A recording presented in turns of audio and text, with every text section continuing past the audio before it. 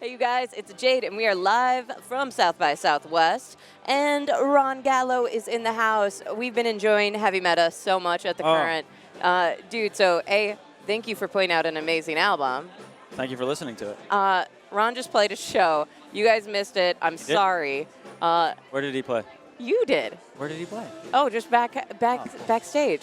That's why you're like a little sweaty right now, but I like it. So, all right. South by Southwest, mad dash, chaos.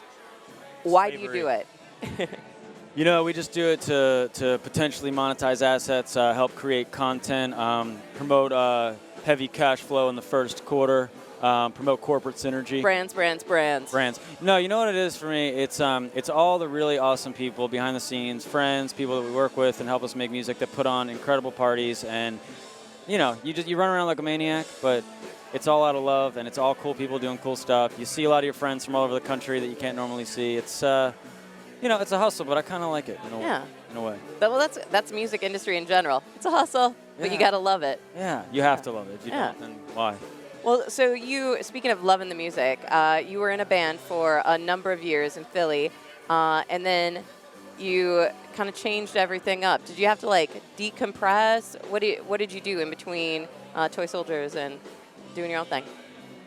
It kind of started, after we finished a really long tour with my former band, I went on this trip out west, and I just roamed around for a couple of weeks. Never did that before. Where'd you go? I just went up to like California. This is like, a typical tale of like going to a new place and just kind of like roaming around. It's like, oh my God, all these realizations about my life and the reflection of myself in the mirror of the waters of the land. But I went out, I did that, and I made an album called Ronnie that very different from this. Yeah. That's still all kind of chapter one, and then chapter two was kind of the beginning process of like a lot of major life transformations and where everything in life started to like, kind of crumble and rebuild. And that's where kind of the record came from, and now living in Nashville. I was in Philly my whole life before that. So chapter one, 27, 0 to 27, chapter 2, 27 to present. Yeah. I don't know how long this one is, but... you liking this chapter a little bit better? It's incredible, yeah. That's awesome. Yeah. Well, we drove down here from Minnesota. We tried to do like the rock and roll thing that we know you guys do so well. Yes. And on the way, we wrote some random questions. Awesome. So just pick out 3, toss them in my hand. 1, 2, 3. Nice. I'm feeling good about these. I love this headset, Mike. Thank you. I know. So great. So let's see, first one. Okay. What was the first show that you remember that you went to, and when you left, you like felt like a gut punch, like you took that show with you? The first show. Can I say 2? Sure. Okay, well. These are loose rules. The first one is every time that I've seen Charles Bradley play is like a religious experience. That man has moves I cannot describe. It's just like a truth that you don't get to see very often anymore. The other one that really, really hit me, and I felt like there was some sort of like electricity kind of sent through me, and I walked away from it like my mind blown, was Patti Smith at Newport Folk Festival.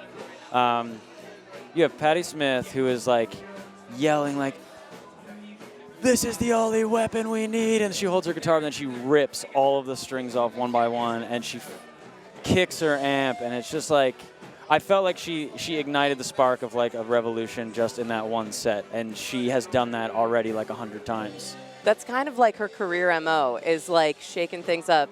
The best. Have you read any of her books? I read probably a half of Just Kids. I have to finish it. That one's heavy, man. Somebody get me You need M some Train. time. I mean, I just got to I got to sit down. Yeah, it's a good time. Yeah. Next time you're on the road. All right, this one's a South by Southwest one. Breakfast, lunch, or dinner taco, and why? Oh.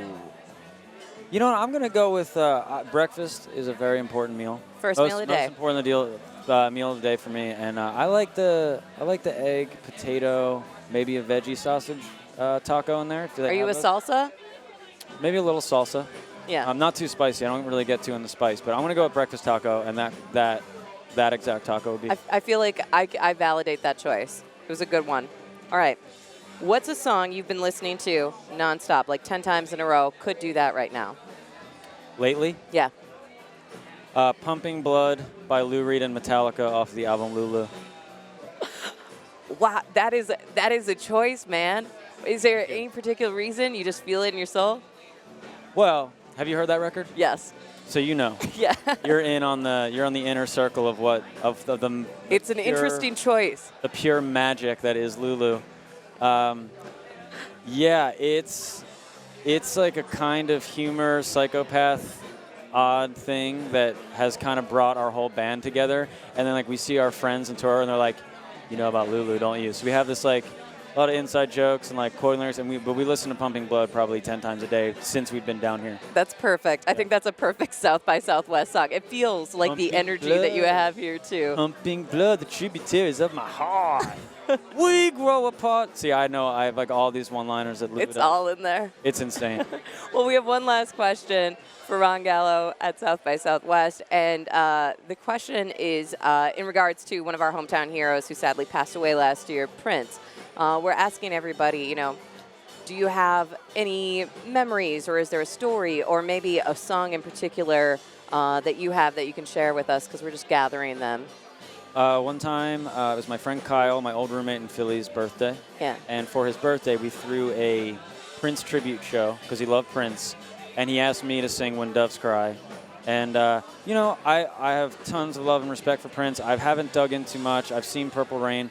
But I kind of, just improv'd it a little bit. Yeah. And it was awesome.